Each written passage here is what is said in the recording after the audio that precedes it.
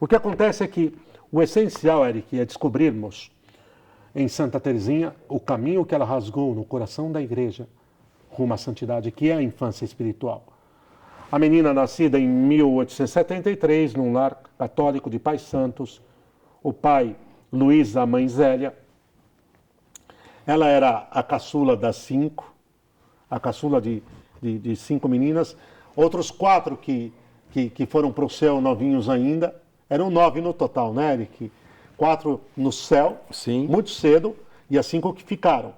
E das 5 que ficaram, ela era a caçulinha. E a coisa toma um rumo quando ela perde a mãe muito cedo. Ela era uma meninotinha, quando a mãe falece. Agora, me desculpem, mas era coisa de 3 anos. Ela tinha 3 anos. Não me lembro exatamente, 3 anos mas quando era a mãe criancinha, faleceu. né? Ela tinha 3 aninhos. Sabe que a mãe, Eric, já tinha um câncer de mama quando a gerou. E é interessante, Eric, porque a mãe teve que amamentá-la já com câncer de mama. Imagina que mulher heróica. É verdade. E não teve transmissão de nada, quer dizer, nada, não tem como. Mas a mãe já era muito heróica. E ela viveu os 3 primeiros anos de sua vida com a mamãe já com o câncer desenvolvido. Eu não sei até que ponto o pai tinha, o grande Luiz Martin, São Luís Martin, tinha clareza de em que pé estava a doença da esposa. Bem, a mãe falece, ela fica com um hiato muito grande do colo materno. A irmã mais velha... Ela se apega muito à irmã, né? A irmã mais velha, né? A Paulina, ela se apega muito, vai chamar a irmã mais velha de mãezinha. Ela tratava a irmã mais velha de mãe. Foi sua segunda mãe, né? Foi mesmo. Foi sua segunda mãe, foi mesmo. E correspondida, né? Correspondida. Correspondidíssima. Ela amava loucamente aquela irmã mais velha, era a mãe. Chamava mamãe. Um lar amorosíssimo, até que ela tinha uma dificuldade em arrancar, Eric, criada num lar devoto, um lar santo, mas ela tem muita dificuldade até que aos 13 anos, no Natal de 1886, vai acontecer a grande guinada, quando o pai chega da Santa Missa de Natal com elas, e pela primeira vez ela viu o pai ser um pouco mais firme, porque o pai a tratava como uma rainha. A chamava de minha pequena rainha. São Luís a chamava de minha pequena rainha. Eric, sabe como ela aprendeu o catecismo? No colo do pai. Aqui a gente vai começando a perceber como é que Deus vai se descortinar para ela. O pai ensinava o catecismo com ela no colo, já ali com 5, 6 aninhos.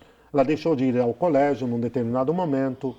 O pai concordou que ela aprendesse em casa. Ela teve sérias dificuldades com a vida no colégio, um colégio religioso, mas que não se adaptou muito bem. Mas o pai lhe dava as lições de catecismo com ela no colo. Então, ela já vinha com o catecismo. Quando o pai chegava em casa, ela já vinha com o catecismo correndo, o catecismo na mão, para dar na mão do pai. Olha o entendimento do pai, a sabedoria do pai, Eric. E ela já entendeu que aprender a verdade sobre Deus era no colo do pai. Literalmente, não é uma figura de não, linguagem, né? Literalmente. Sentada mesmo fato, no colo. Sentada no colo do pai. Isso deixou uma marca profunda nela mesma.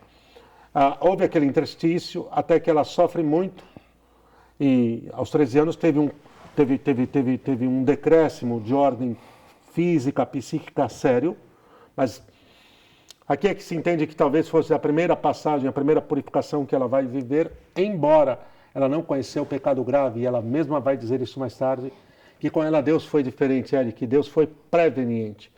A maneira como Deus a amou foi prevenindo para que ela não conhecesse o pecado mortal.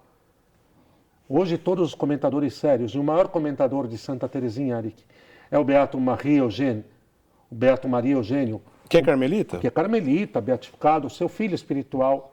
Ele tinha 2 anos quando ela faleceu, não a conheceu, mas ela o gerou desde o céu. É o seu maior filho espiritual. Carmelita escreveu Quero Ver a Deus, um belíssimo tratado, talvez a mais completa síntese sobre a doutrina espiritual carmelitana, desde São João da Cruz e Santa Teresa de Jesus. E ali ele deixa os traços muito claros da vida sobrenatural segundo o Carmelo, mas a partir do que ela viveu. E tem toda uma parte só sobre ela. Ela tem, na noite do Natal, quando o pai chega da Santa Missa com ela, O episódio em que ela quer os presentes nas meinhas espalhadas pela casa, o pai já diz, está na hora de crescer. E ela nunca tinha ouvido nada parecido do pai até então, Eric. E pela primeira vez o pai disse, está na hora de deixar as coisas de criança. Mas muito bem, quando ela tem esse episódio da enfermidade, e pensa inclusive que ela vai morrer num determinado momento, ela surge, ela é curada, Eric. Ela é curada, tem a imagem da Virgem do Sorriso, a imagem da Virgem que levam para o seu quarto, e ela mais tarde atesta que viu Nossa Senhora sorrindo para ela. E ali é o momento em que ela tem a cura, e é o momento em que ela vai dar a grande guinada da sua vida, e é o momento em que ela deixa de ser criancinha para dar um salto considerável de vida sobrenatural e de maturidade humana, para caminhar, para rasgar rumo a ser de fato adulta em Deus.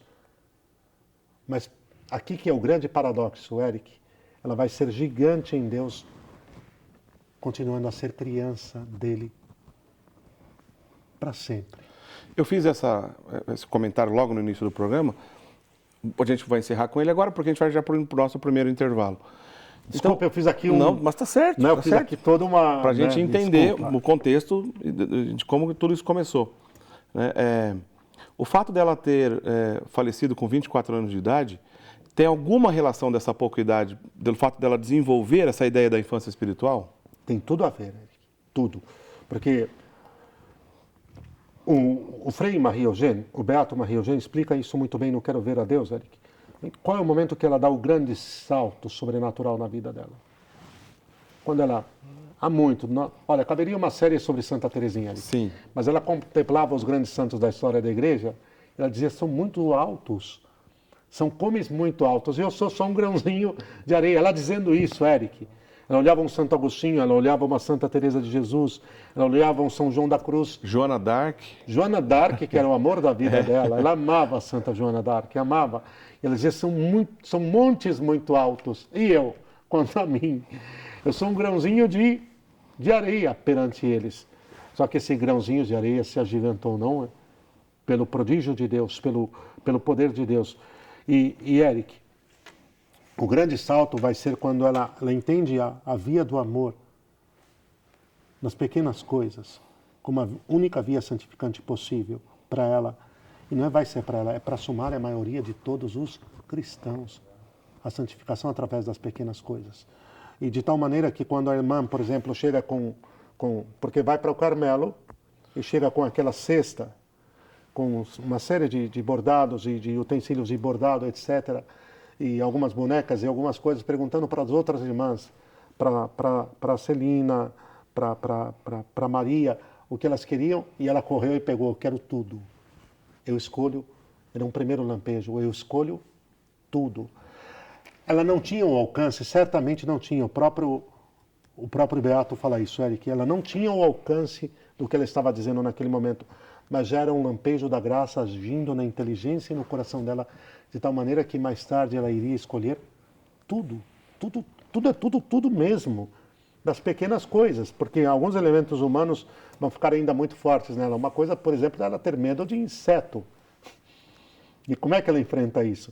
De limpar as teias de aranha, alguma teia de aranha de canto que tinha se formado no claustro, principalmente na sala capitular, e uma aranhazinha do tamanho de 2 milímetros, e ela com receio. Percebe que na sua natureza humana, alguns traços ainda da sua pequenez, da sua fragilidade humana estavam presentes, mas se ela se permite ser puxada, e aí na segunda parte podemos falar disso, Eric, como é que ela se entrega, como é que ela vai ser a criança, a definitiva criança de Deus, e vai permitir que, já não podendo pelas próprias forças alcançar aquilo, e ninguém pode, mas ela entendeu muito claramente que o caminho dos outros não era o caminho dela. Como é que ela vai discernir esse caminho e ela vai se entregando e Deus vai puxá-la? Vai puxá-la com força total para cima. E aqui é o centro de toda a sua doutrina espiritual. Bom, a gente precisa